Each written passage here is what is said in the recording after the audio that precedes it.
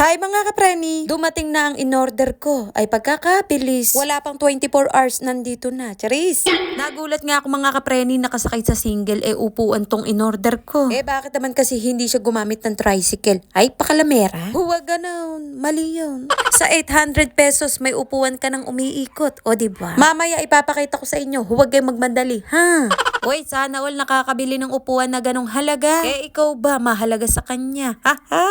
Namali pa nga ako akala ko 600 lang, 800 pala. Kasi nga mga kapreni, ganito yun. Makinig lang kayo ha, sayang voice over ko kung hindi nyo ko pakikinggan. Hiya, gumanon pa. Walang kahihiya ng kapreni nyo. Nag-order ako nito dahil gusto ko. Alam nga naman gusto nyo. Ha, charot lang. Biro lang yun ha, bawal magalit dito. Dapat ako lang, sorry na. Nung tinaas yung lamesa ko dun sa kwarto mga kapreni, abay nahihirapan ako. Gaano kahirap? Ay grabe naman. Sabi ko kay Daddy Chester, gusto ko ng upuan yung mataas. Kasing taas ng pride ko. Uy, ano yarn?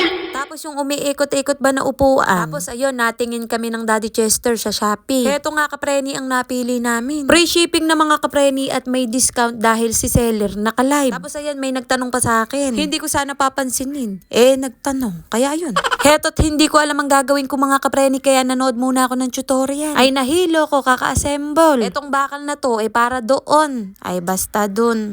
Kahirap ba ng konti lang ang kaalaman? Matatawa ka na lang sa sarili mo. Tapos mapagkakamalang kang napapano ka na. Hahay! O dyan nga yun kapreni sa tornilyo para maikot-ikot ba? Parang ikaw, pinaikot ka lang niya. Magtanda ka na, uy. Sinasabi ko lang sa'yo. Uy, ano ba yarn? Huwag kang napaka-ano mo. Nung ina-assemble ko na nga itong mga kapreni, ay parang may mali. Ay parang nagkamali ako, pati na ang Daddy Chester. Actually, siya ang may mali kasi siya ang pumili nito. Gusto niyo na ba malaman kung ano ang mali?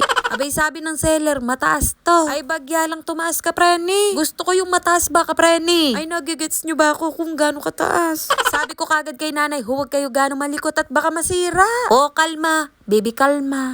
Ayan na nga bang sinasabi ko kapreni? Pang office chair ang nabili. Bar chair, yung mataas na sinasabi ko. Abay kung kailan naka-order na ako nito, saka ako nagtanong sa iba. Ay bar chair pala kapreni. Ay kahirap ng walang alam. Charis! At kahit gayon pa man kapreni, ay masaya ko. Magagamit naman to ni Rui.